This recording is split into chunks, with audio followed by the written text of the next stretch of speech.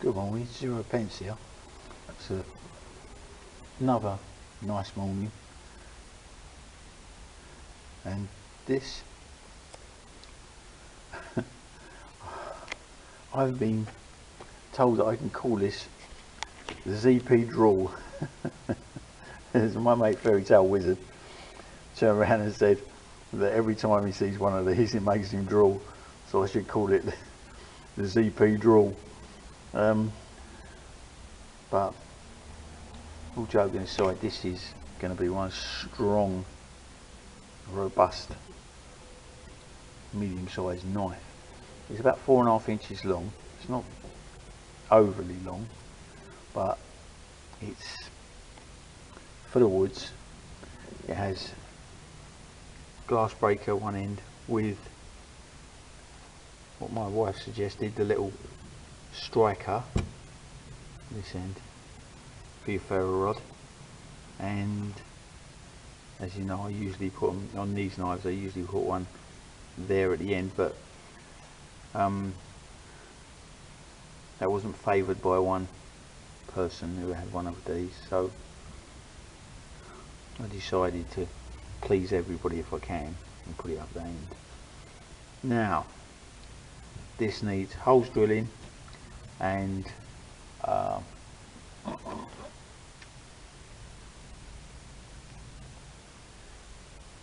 these need fitting. And people ask me about this stuff, and can you trust it? It is like concrete. It just, and it takes a licking and keeps on ticking. It's one of the, but I will say the drawback of it is it's really, really hard to work, and if you haven't got any machines, forget it, because you won't budget, or you'll give up, because unless you're built like Samson, you've got muscles like him as well, you ain't going to really get through this stuff easily. So I say that as a cautionary tale. If you can get any, I actually got this from a friend of a friend who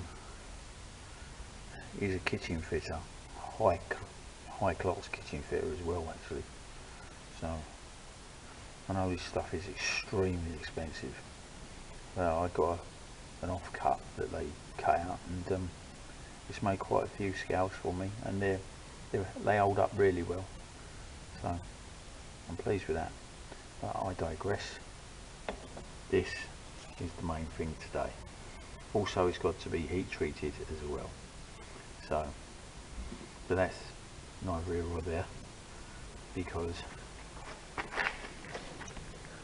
I have that. And that's better than a heat gun any day of the week.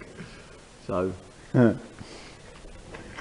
that's going in there later on, and after all the holes are drilled in the centre, make sure that they're well spaced out and properly positioned, because if they're not on a handle like this, they stick out like sore thumb.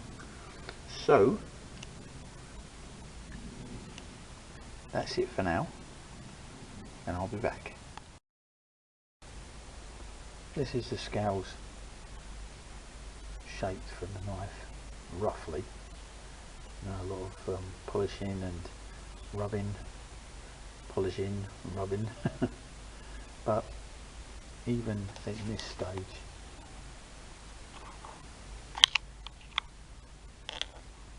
you can actually see that it balances at the choil. You can see that balances well. Just, it's a little, I would say that it just, you can move your finger up a little bit right to the end of the choil. It is right on balance, as you can see. But there is, if you hold it back there, you've got, it gives you a little bit more swing weight. If you hold it there, it gives you a lot more control. But swing weight for chopping, you move your hand back to the end of the glass breaker, which gives you a nice swing. And I can't tell you, can't describe how comfortable this knife is. It really is a nice, comfortable blade. You see, I've crawled it right up to the cleft there. I was going to curve it a little bit too forward, but I thought it might make it a little bit weak, so I've flushed it up a little bit. But the choil is lovely. I do like, for a bushcraft knife that's got to have some heft to it and some weight, I do like that choil. Excuse me, plugs falling down. But yeah, that's going to be messed about with, and it'll all come together, hopefully. Well, there's the scales all shaped and ready to go. The edge has been set. This has got to be heat treated yet. Back is then done, spine. All the way along. The choil, belly, you can see, is nearly there. The choil is really comfortable. The whole handle is really comfortable now. I love it.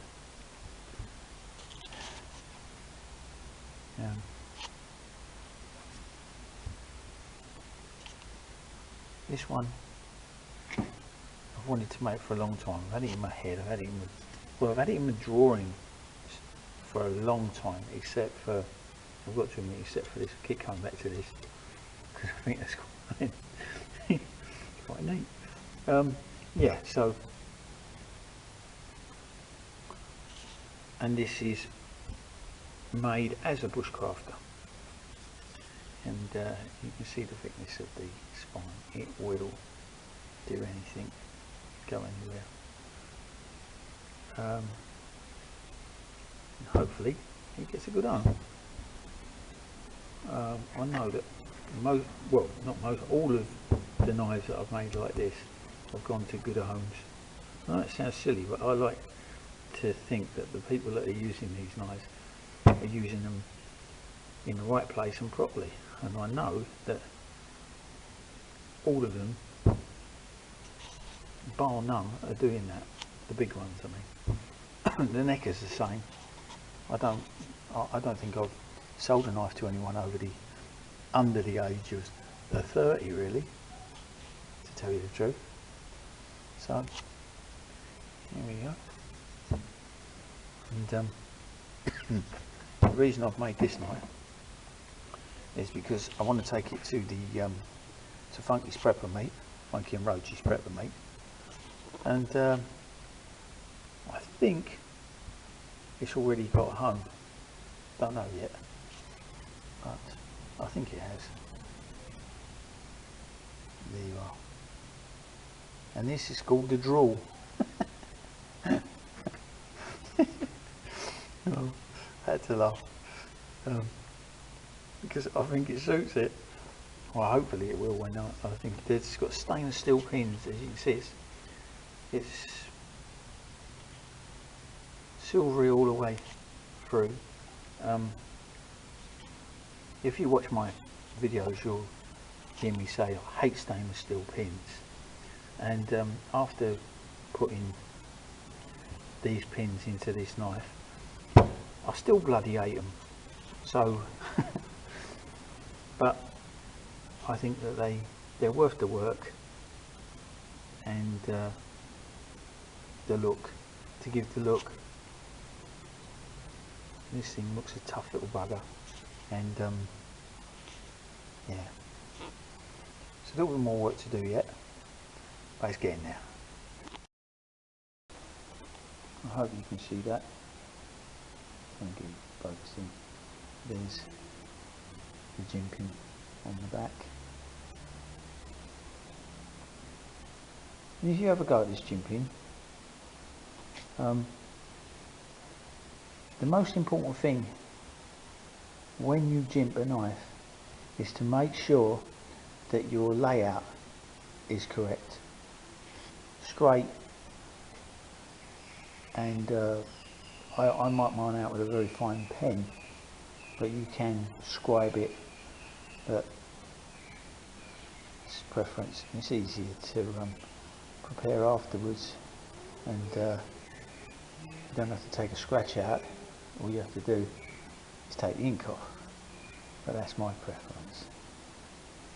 There's the fine pattern going down the back, and when you have finished, just gently go and knock the nips off either side, make sure it's all nice and smooth so your hand can run over it,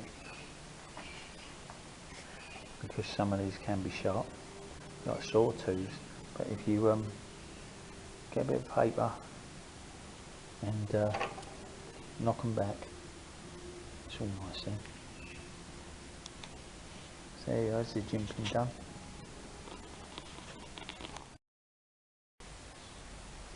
Well, there they are. Now the bottom one's finished, polished. As you see, it's shiny. I don't like shiny blades, so it's like satin, but I do like shiny handles.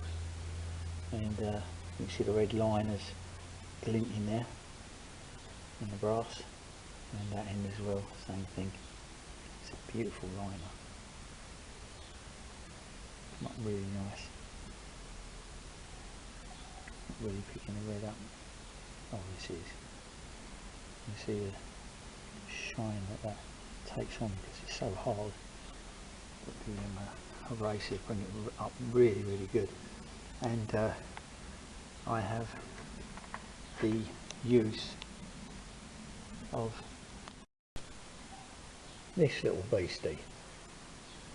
So it's donkeys years old, but it still does the job. It's a really nice machine actually. It's got a foot pedal down there for better control. It's excellent. So this one, it's got the jimping on now, as you can see. It's a lovely pattern up the side. And this side, same thing. It's all ready to rock now. All it's got to be is heat treated. And unfortunately my wife's just phoned me up and told me that we're going out. So I've got to leave early. So I'm going to have to pack all this stuff up and be off. This isn't the end of this one, but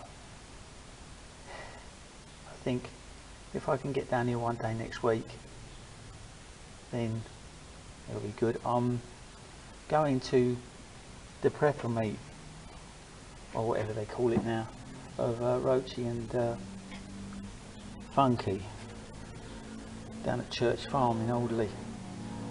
And if you see me, I'll be bimbling about with my bag. If you want to have a look at these close up, they will be there. Hopefully this one will be finished. 0 pence from the forge. Thanks for watching. Catch you later.